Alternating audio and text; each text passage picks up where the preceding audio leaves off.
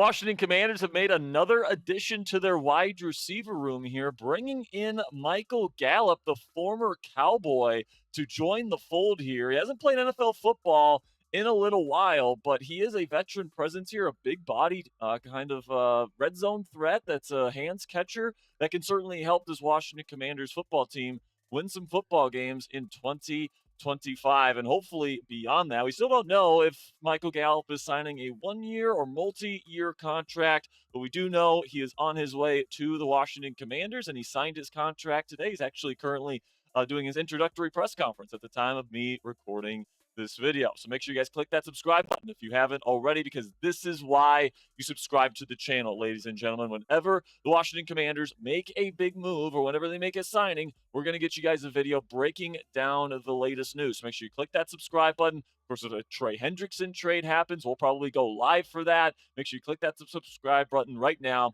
to help us out here at the Commanders Report and join our family.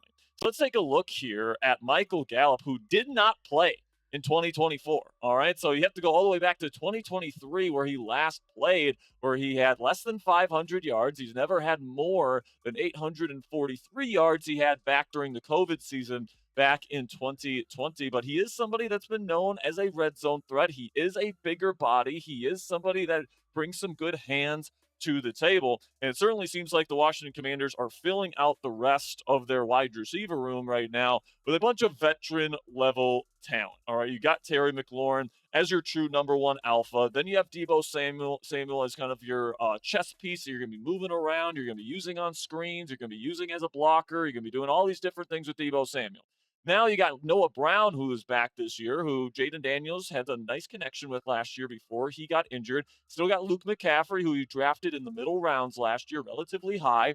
And now you add Michael Gallup to the fold here as somebody that can probably come in when you get into the red zone. You need a bigger body out there, and also he's going to be decent depth. So if Noah Brown goes down, I think that Michael Gallup is going to be the person that comes in and takes over his role as kind of that bigger body type of guy that's going to be able to come in here and play some decent football for the Washington Commanders. I don't think that this is a starting caliber move, and I still think that the Washington Commanders could definitely still consider taking a wide receiver in the 2025 NFL Draft. We've talked about that in some of the draft videos that we put out on this channel the last couple of days, so make sure you guys check out those videos to kind of see my thoughts at the wide receiver position. But Michael Gallup is certainly good veteran depth that hopefully after a year off, he can come in here and provide some help for the Washington Commanders. So grade this signing for me down there in the comment section. Give me an A, a B, a C, a D, or an F for today's pinned comment.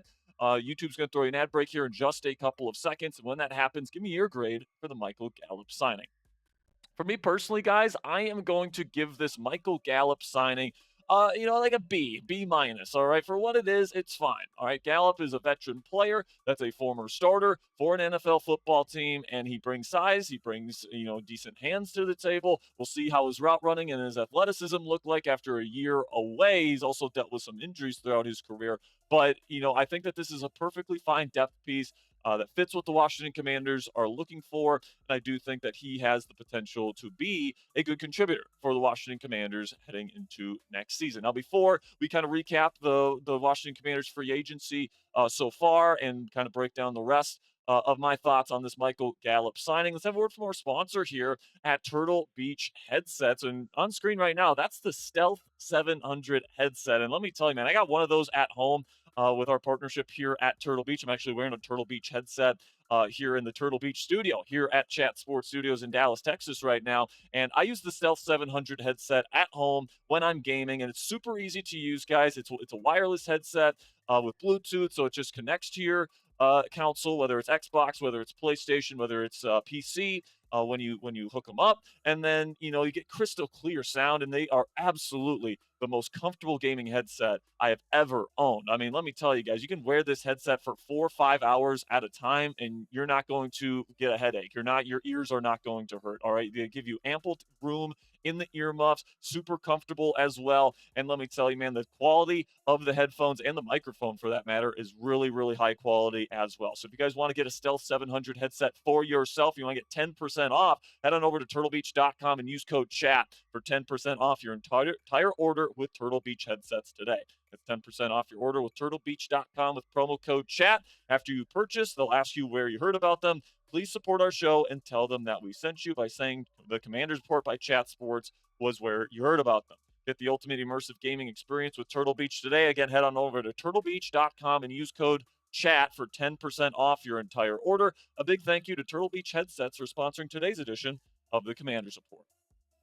So kind of recapping what the Washington Commanders have done to this point in free agency. Of course, they traded for Deebo Samuel during the NFL Combine, sending a fifth-round pick to him. Also just gave him a brand new restructured contract, which gives him more guaranteed money. He's going to have $17 million guaranteed to him here in 2025 with another $3 million in incentives, so he can make up to $20 million this year. Also brought back kicker Zane Gonzalez to be this team's kicker next season. Bobby Wagner and Zach Ertz, veteran leaders, are also returning. John Bates, another tight end, is returning on a 3-year deal. Kind of a big deal right there. $21 million total with $7 million per season. It's kind of a lot for a number 3 tight end, if you ask me. Tress Way is going to be returning as this team's punter. Javon Kinlaw, kind of a surprise move on day one. That was their top target, apparently. 3 years, $45 million total, $15 million per season with $30 guaranteed to be a starting DT for the Commanders. Then they traded for Laremy TunsIl, who is kind of the big kahuna here during NFL free agency for them. Really happy that he is here. Then you got Will Harris after Jeremy Chin ended up going to the Las Vegas Raiders. We'll see if Harris is their long-term plan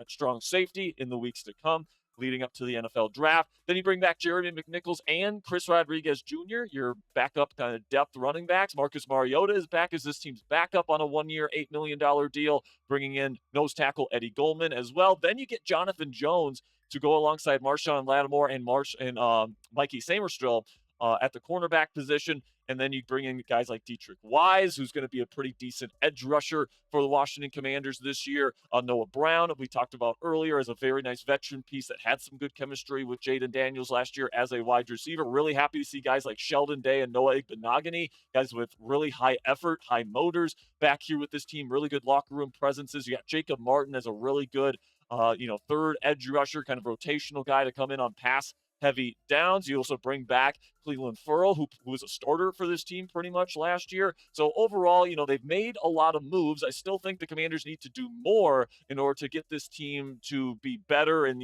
really level up from where they were last year. Made the NFC Championship game last year, but if you're going to be competing against really good teams in this conference, guys, the Eagles, the Rams, who knows how good the Chicago Bears are going to be this year. The Detroit Lions, Minnesota Vikings could certainly be very good in the NFC this year.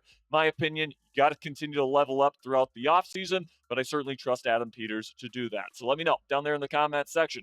What move should Washington make next? For me, I would love to see a trade for Trey Hendrickson. All right, it'll be interesting to see if Hendrickson gets a long-term deal done with the Cincinnati Bengals in the coming days and weeks, but it'll also be interesting to see if Adam Peters can get a huge trade done, kind of completing a trifecta of trades. Deebo Samuel, Laremy TunsIl, and Trey Hendrickson are 3 trades that I think can take this team potentially to the next level. So let me know what you guys think down there in the comments section, and click that subscribe button right now. If the Commanders make another signing later today, we will make sure to get you guys a video every time Adam Peters makes a big move. So make sure you click that subscribe button right now and join the Commanders Report family today. I will see you guys next time, and until then, guys, hail to the Commanders.